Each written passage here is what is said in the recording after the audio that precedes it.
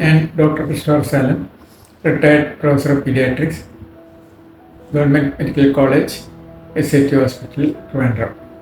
ശ്വസന രോഗത്തെക്കുറിച്ച് അല്പമായിട്ട് സംസാരിക്കാനാണ് ഞാനിപ്പോൾ ആഗ്രഹിക്കുന്നത്.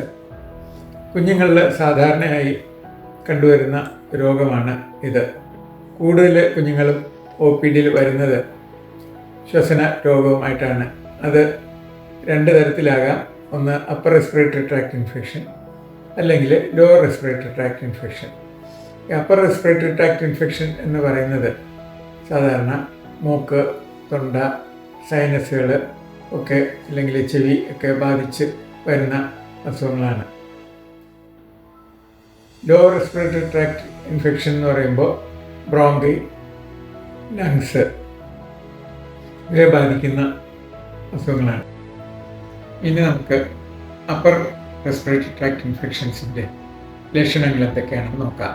തുമ്മൽ, പനി, ജലദോഷം, തൊണ്ടവേദന, മൂക്കൊലിപ്പ് എന്നിവയൊക്കെയാണ് ഇതിൻ്റെ സാധാരണ കണ്ടുവരുന്ന രോഗലക്ഷണങ്ങൾ.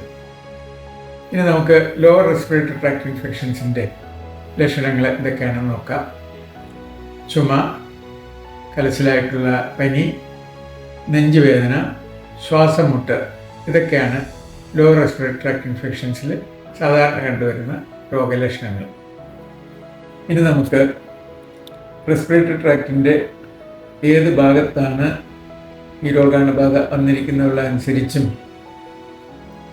ആ അസുഖത്തിൻ്റെ കടുപ്പമനുസരിച്ചും ചികിത്സയിൽ വ്യത്യാസം വരുന്നതിനെക്കുറിച്ച് നമുക്ക് ചിന്തിക്കാം.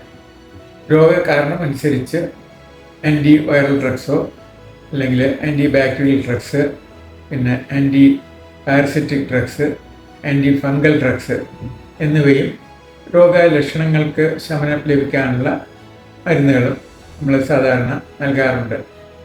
പിന്നെ ശ്വാസം മുട്ട് അനുഭവപ്പെടുന്ന കുഞ്ഞുങ്ങൾക്ക് നമ്മൾ നെബുലൈസേഷനും ഓക്സിജനും നൽകുന്നു. റെസ്പിറേറ്ററി ട്രാക്ട് ഇൻഫെക്ഷൻസ് ഉള്ള കുഞ്ഞുങ്ങളെ ഒരു പീഡിയാട്രീഷ്യനെ കാണിച്ച് ചികിത്സിക്കുന്നത് എപ്പോഴും നല്ലതായിരിക്കും. രോഗത്തിൻ്റെ കടുപ്പത്തെക്കുറിച്ച് മനസ്സിലാക്കാനും രോഗം ഏത് ഭാഗത്തെയാണ് ബാധിച്ചിരിക്കുന്നത് എന്നുള്ളതിനെക്കുറിച്ച് അറിയാനും അതിന് ശരിയായിട്ടുള്ള ചികിത്സ നൽകാനും ഒരു പീഡിയാട്രീഷ്യന് സാധിക്കും.